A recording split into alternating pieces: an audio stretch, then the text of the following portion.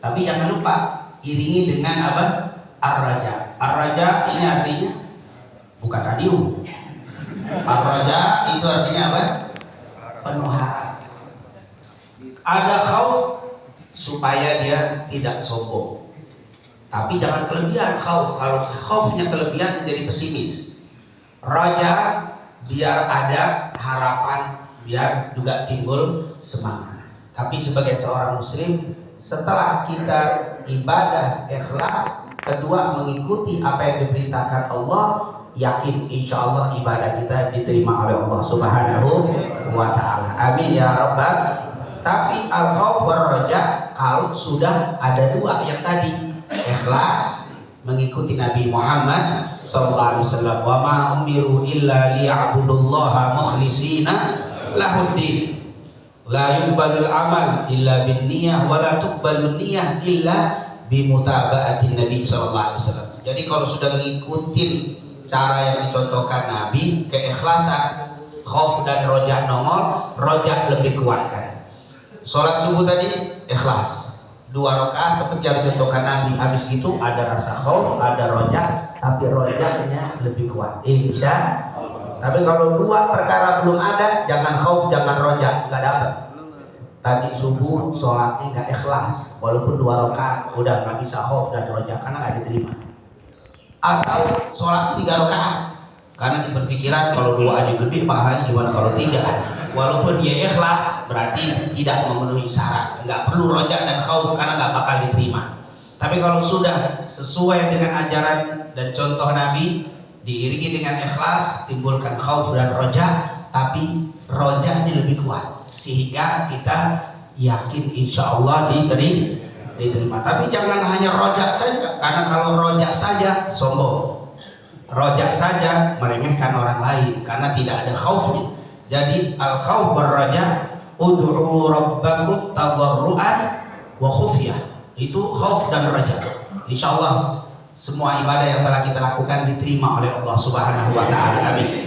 Tapi yang jadi masalah, diterimanya ibadah kagak kelihatan dari fisik. Wah, ini Bapak gemukan nih, kayaknya Ramadannya diterima. Nggak bisa.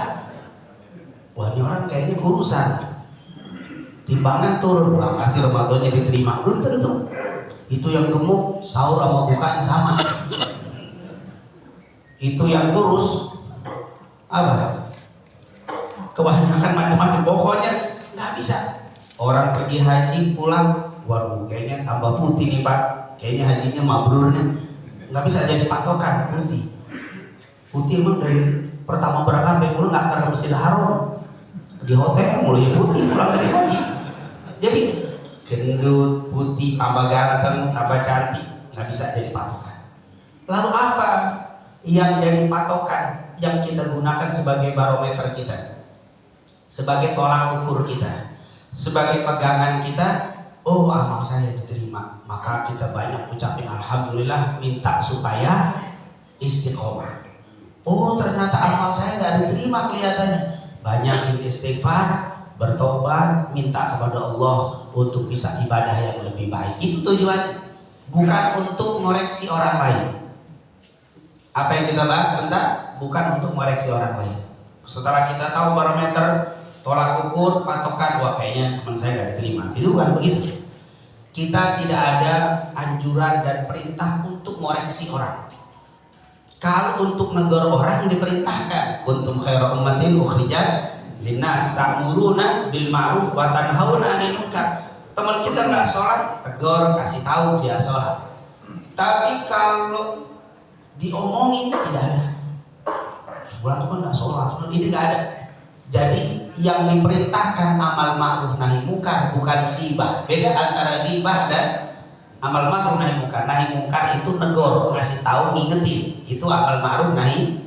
Kalau ghibah ngomongin, emang setan ngebujukin dan nimbulin rasa enak ghibah.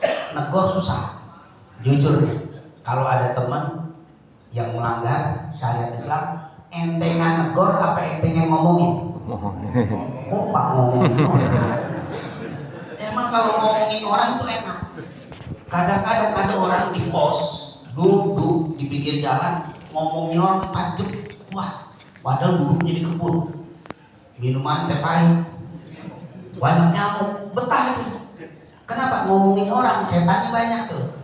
Tapi kalau mau amal ma'ruf nahi munkar di masjid adem, pakai gahwa, lemes di talim. Talim kan amal ma'ruf nahi munkar, memang beda. Subhanallah.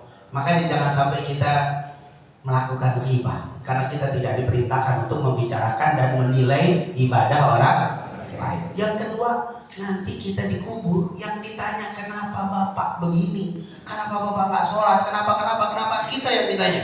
Tidak pernah akan ditanya kenapa teman bapak begitu, kenapa tetangga anda begini, nggak ada urusan. Kita nggak ditanyain mereka, jangan ngurusin mereka. Hasibu anfusakum qabla an tuhasabu al-yawma amalun bila hisab, ghadan hisab bila amal. Jadi jangan terlalu banyak hisab orang, koreksi diri sendiri. Dan alhamdulillah kita udah tahu semuanya. Allah telah menetapkan malaikat raqib atid untuk nyatet amal orang. Kalau antum ikut nyatet, saya khawatir malaikat marah. Ini nggak percaya pada saya. Amalan saya dibantuin juga. Pak, saya nggak perlu bantuan anda. Apakah anda yakin dengan apa? Tersinggung saya kalau ini pengurus sudah dikukuhin. Ada yang jadi pengurus lagi bikin surat sendiri. Nggak boleh, itu udah dikukuhin nih. Kalau kita nggak pakai mereka ini, antum nyelonong kayak ini nggak percaya dengan apa? Pengurus. Dikit-dikit main nge-share aja, belum, jangan tunggu biar yang nge-share udah ada apa? Yang ada tugasnya, bukan kalau ada usul nanya. Kalau ngasih tahu boleh, tapi ngerjain kerjaan mereka jangan, karena sudah dia begitulah malaikat sudah ada tertib. Jadi kalau antum melanggar pakai ngambil catatan malaikat, apalagi pakai masukin, apa antum nggak yakin sama malaikat mau ngasih masukan? Malaikat dia banyak dosa nih, mau ngapain itu? Malaikat udah apa? Ma yalfadhu illa ladaihi raqibun atid, ada raqib atid udah. Makanya kita nggak perlu. Jadi barometer diterima nggak diterima untuk kita sendiri, bukan untuk orang lain. Tentunya banyak disebutkan di antara kata para ulama min alamati qabulil ibadah. Min di sini litab'i. Katanya di antara sebagian tanda-tanda diterimanya sebuah ibadah apa? Yang pertama, habis ibadah ada rasa tenang di dalam hati. Kita kalau habis ibadah tenang, senang di hati, itu berarti ibadahnya diterima. Kita bisa baca surat Ar-Ra'd ayat 28. Allah katakan apa? Alladzina amanu wa tatma'innu qulubuhum bi dzikrillah, ala bi dzikrillah tatma'innul qulub. Orang yang berzikir kepada Allah hatinya tenang. Zikir itu bukan hanya subhanallah, subhanallah, alhamdulillah, bukan itu saja.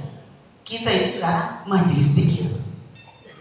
Kalau kita lagi zikir, majelis zikir tenang, berarti diterima tuh. Makanya saya lihat saking tenangnya ada yang tidur kalau itu efek daripada apa? Tenang, berarti diterima, masya Allah, tidur. Alladzina amanu wa tatma'innu qulubuhum bi dzikrillah, ala bi dzikrillah tatma'.